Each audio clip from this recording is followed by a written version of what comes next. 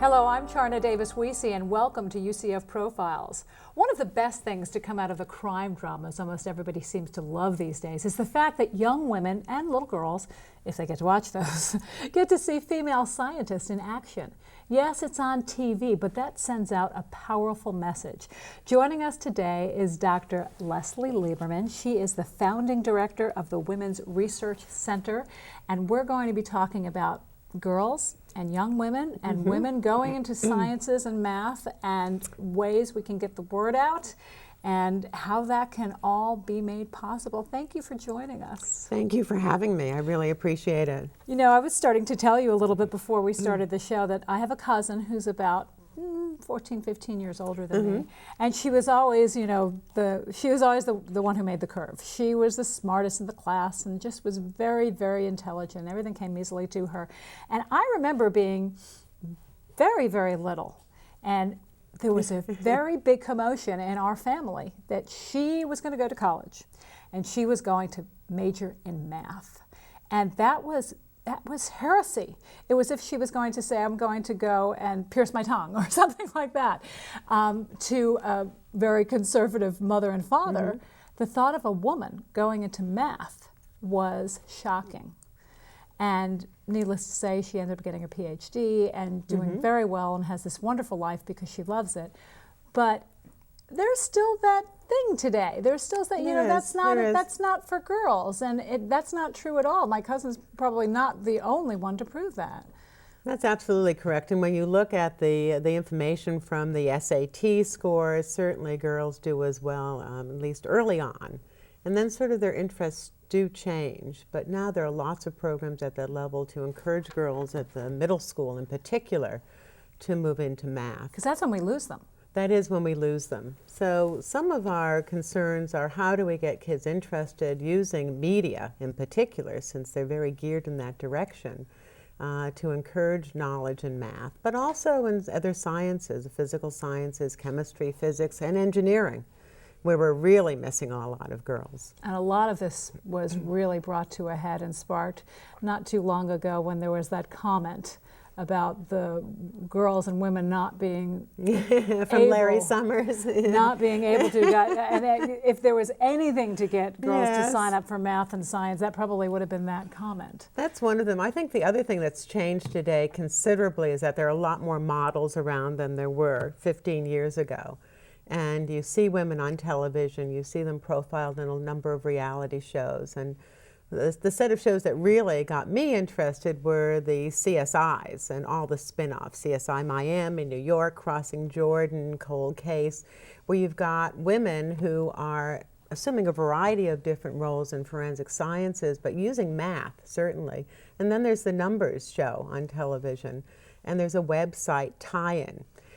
So you're having a lot more women, and there are women on that show as well, a lot more women with these media models of what mathematicians do and what women do in the forensic sciences and other sciences utilizing math. So there's been a big push in applied mathematics. I'm not sure what your sister does, whether she's applied or more theoretically oriented. You know what? I was an English girl. I was in the humanities. I grew up with the generation that we were petrified of math.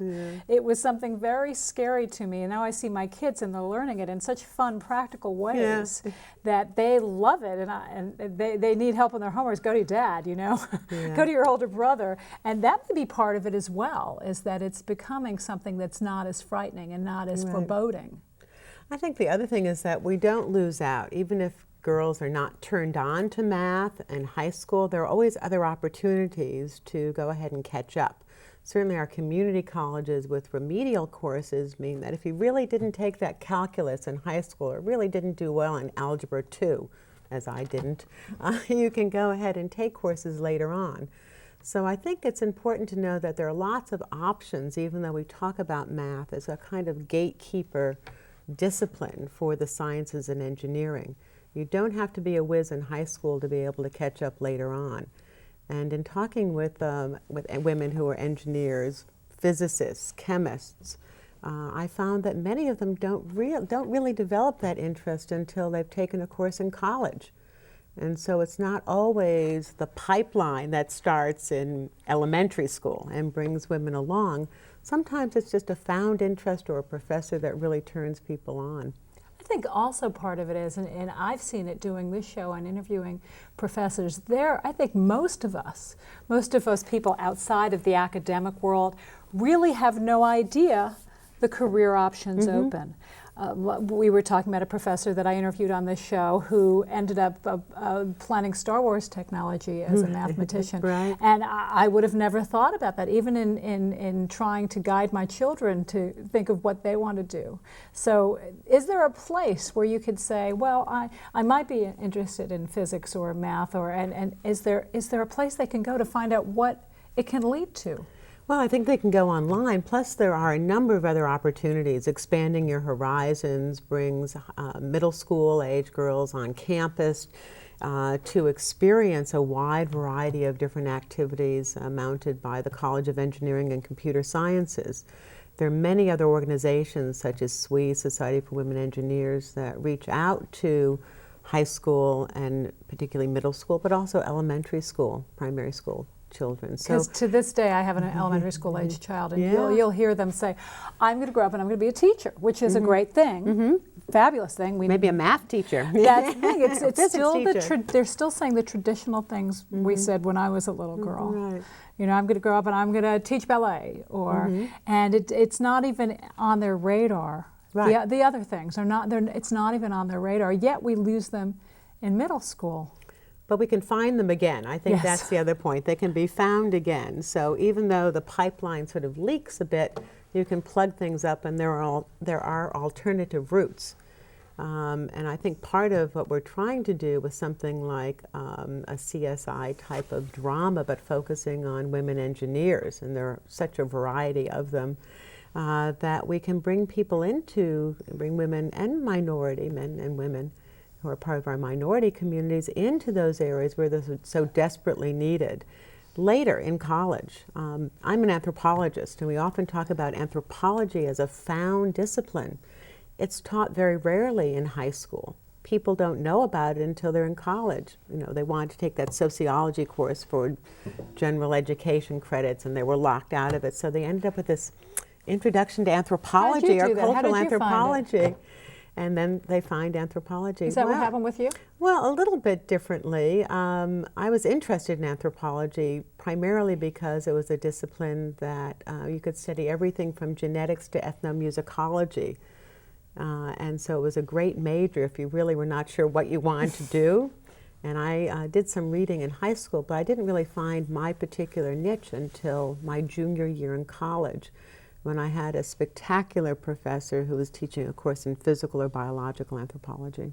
And it's probably something you didn't even know existed at one point. Well, certainly at one point I didn't, and I didn't think that's where I was going to go. I was sort of headed for medical school, and then decided that I really like looking at this sort of normal variation, although my career has taken me in lots of different directions, as you know from this interview.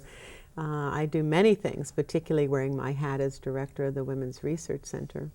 Now, what guided you along that journey to get to the point where looking at young women and women entering the math and sciences? Well, in that capacity, the Women's Research Center, I'm really mostly concerned with faculty women. And part of the mission of the center is to promote women from the UCF campus in terms of their research activities, grant writing workshops, nominating them for awards, bringing prominent women from various disciplines on campus to look at our women faculty. We're such a new university that really doing the PR is part of my job, particularly with regard to women and their research and creative activities. That's a big job. It's a new but very large. The sixth largest in the country. Also, I've had some national activities. I've been the president of the National Association of Academies of Science, and there we have an American Junior Academy of Science. So I've had some work with very, very bright and talented high school students. There was a report that came out from the National Academies of Science called The Gathering Storm, which really was a wake-up call that said we need to really do some things to change the way we're recruiting a diverse workforce. particularly in terms of math. It's called the STEM disciplines. That's the acronym Science, Technology, Engineering, and Math. And there were some very explicit points in how we were going to do this in terms of changing curriculum in high schools, broadening what is known as public engagement in science. So a lot of non-traditional activities. Our Orlando Science Center is a great example of an organization that we can use to really get the message out about science and technology, engineering, and math. It's amazing, and the things I've been reading, it seems that more women than ever are going to college. I think it's at some point Absolutely this year right. it's maybe even more women than men in some universities. It is. And yet, when in the sciences, the faculty tends to be largely male. That's true, and that is one of the areas. And particularly in the sciences, what happens is that industry makes a much better offer to women and men, both in terms of salaries and some of the other perks associated with employment. So it really takes a dedicated individual who wants to work in the environment of the Academy of Higher Education to do that. And we do find that people change careers. Sometimes they'll start out in industry and come back to the university, or there's now some flexibility with university employment, which also allows consulting in industry. And does a little bit of both. Let's talk about something you did at your last conference. Yes, we just had the annual Sigma Xi meeting. That's an honor society. It's the Scientific Research Society, and it's really international in scope. Their annual meeting moves around the country, so we were very fortunate to host it in Orlando. And one of the things that we did, which I'm very excited about, is to have a panel exploring the possibilities of developing a TV drama. Maybe it'll be a reality show, but probably a fictional show, very much like the CSIs that have been so effective at bringing women into forensic sciences, forensic chemistry, and we have the largest forensic chemistry program in the country at UCF, forensic anthropology, forensic psychology, all of those areas. 70 to 90% of the applicants now at the undergraduate and graduate level are women. So it's been very successful. And all of those shows, as you probably know from the Nielsen ratings, are in the top 5 or 6 of usually the top 10 shows. So they're always well represented and have an enormous viewership. And they're followed week after week. So what better approach? Well, one better approach might be the computer for the age groups, because that's the internet is also very good. And so we're thinking about using that, what's known as multi-platform.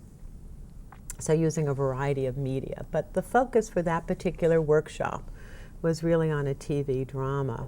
And we had lots of different ideas that came up, including a wide range of age groups, so maybe more than one drama. It could be time-based, like 24. It could be character-based, like House. People kept mentioning House, which of course is a medical drama. It could be procedurally based, such as the CSIs. You find a dead body and then you go through a series of procedures to solve the case. Or it could be narrative episodes, such as a Medium. So there are lots of models out there. One was a suggestion for an apprentice-type show, but then the solutions and the problems would be involving engineering or physics or chemistry rather than a business model or a business problem. There's so much. And you know what? We're going to take a really quick break, Dr. Lieberman, and we'll be back in one moment and continue with this.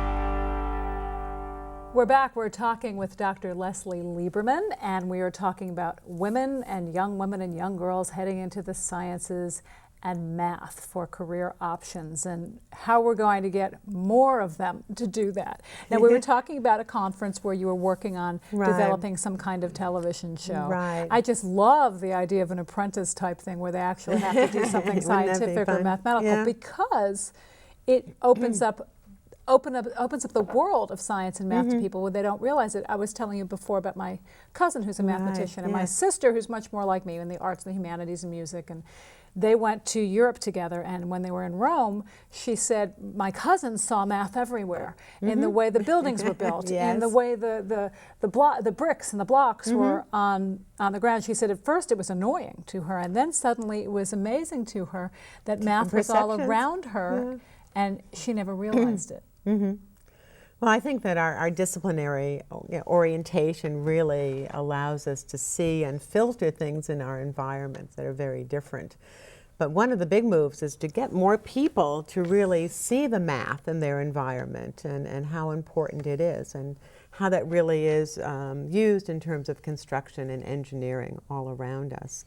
One of the groups that has really spearheaded a larger media approach so that we're all sort of on the same page, it's getting the same message in terms of social marketing, is the recognition by the National Academy of Engineering that we need some sort of mass media.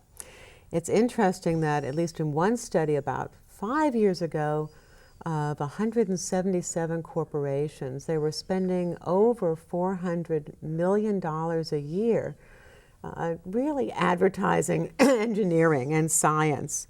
But the message was really not getting out because it was so diverse. Nobody was on the same page. It wasn't a got milk kind of message. And so now at the national level, we're really looking at getting the same message out, and what better than to use a medium such as television or even the internet, depending on the age group that you're looking at, that you're focusing or targeting.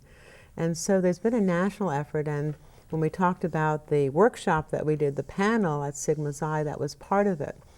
3 weeks previously, there was a meeting in Milwaukee that I was invited to attend that also brought together, as we did, producers, directors, screenwriters, actors, scientists, and engineers to try to brainstorm what we might do.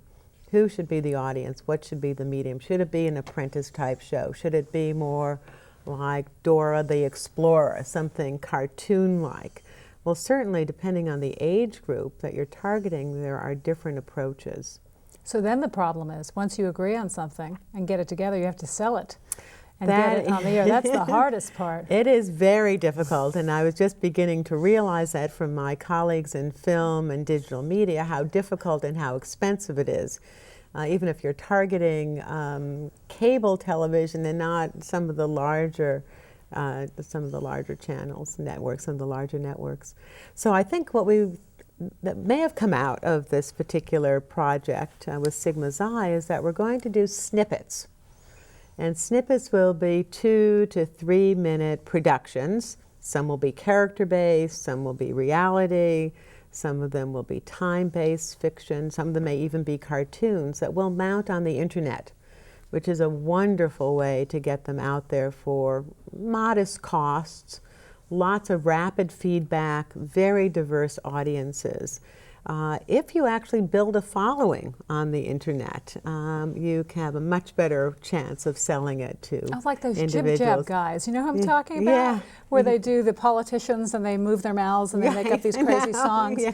It was they were, I think, 2 brothers playing around on the internet, and then Jay Leno heard about it, and now they're marketing everything from coffee cups to underwear. If it could only happen to us to market engineering, math, and the sciences.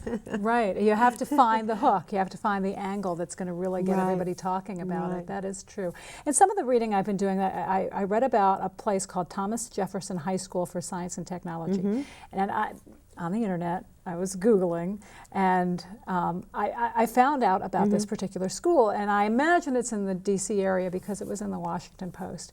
And it was an article about getting girls interested in the sciences.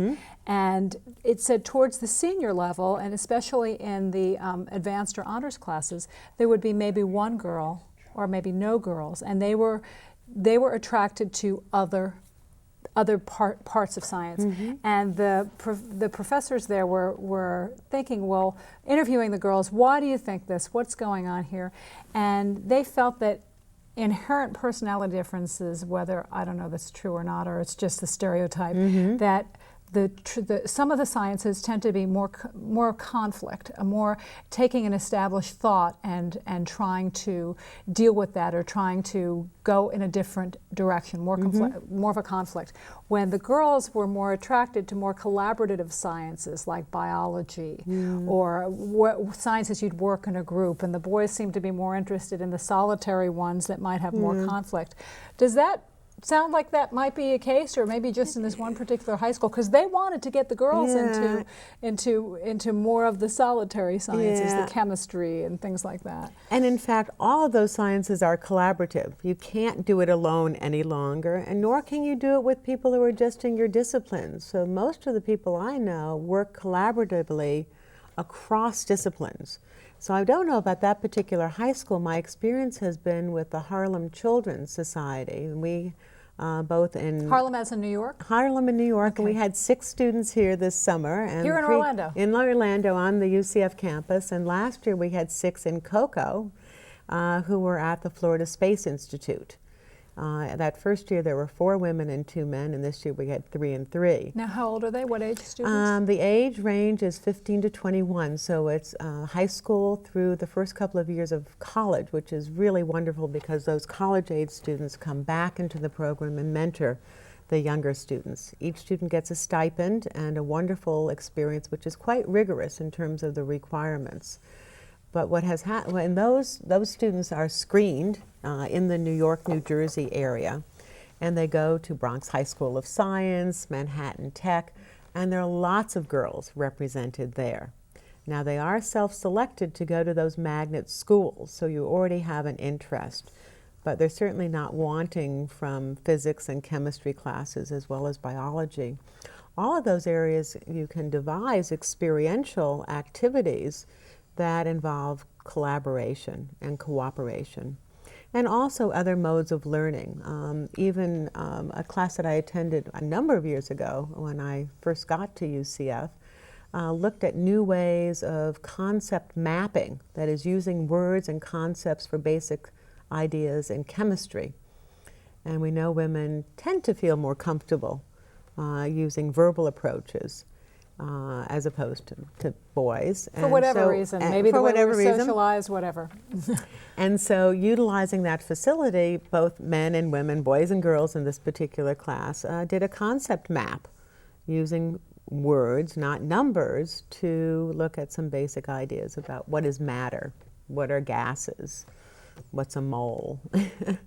You're probably a wonderful example of starting out in anthropology in one place and becoming so involved with this in another, of how your career can take a different direction and you can collaborate and use all kinds of different fields.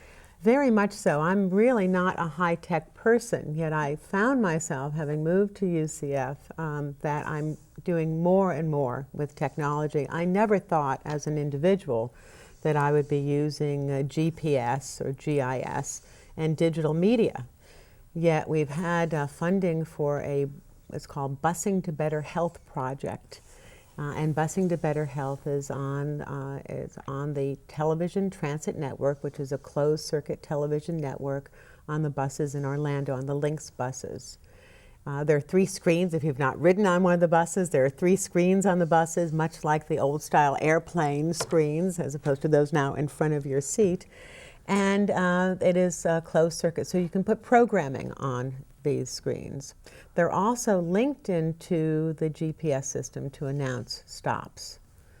And so we've tried to actually link some of our ethnic communities. As an anthropologist, I'm concerned about messages that are linguistically and culturally tailored to different populations. So the same message doesn't fit all, but we're able to link these to the bus routes and the neighborhoods on the bus routes and get out messages to communities along the bus routes who are primarily Haitian communities or Mexican American communities or Puerto Rican communities with these tailored messages. The messages we've been using thus far because of our funding have been on smoking and tobacco use in a variety of ways. So I never thought I would couple my anthropological interest in medical anthropology and health with using a high-tech way of delivering these messages to about 40,000 riders a day.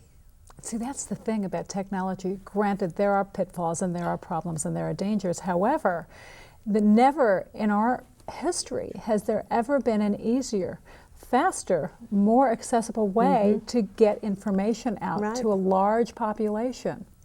And repeatedly. I think those messages, that's the other beauty, is that if you have a television drama, then every week, at least for a season, of course, then you get them in repeats, you reach the same audience or a similar audience, and it's very large. People become invested in the characters, in the mystery and intrigue and hype of many of these programs. It keeps them coming back. Dealing with all of this and with your own history and meeting all these people from the Harlem Project and the professors, if you had advice for a young girl or a young woman who wants to maybe venture into something that maybe is not typically a field for women, what would your advice be? Well, I think it would be very helpful to go ahead and shadow someone. There's always somebody. There's always somebody there, and I would choose somebody who might be very interesting, and it may not be somebody you know, but it's somebody else knows. And so if you're interested in aerospace engineering, get your connection at Kennedy Space Center or NASA and go follow someone around, if possible. Go use that technology and you'll find it. Yeah, if you're interested in medicine, apprentice yourself for a while to someone who is actually doing the job. Having that mentor can mean everything. Dr. Lieberman, thank you so much for joining us. Thank you. And we'll see you again next time. We'll see you again next time on UCF Profiles.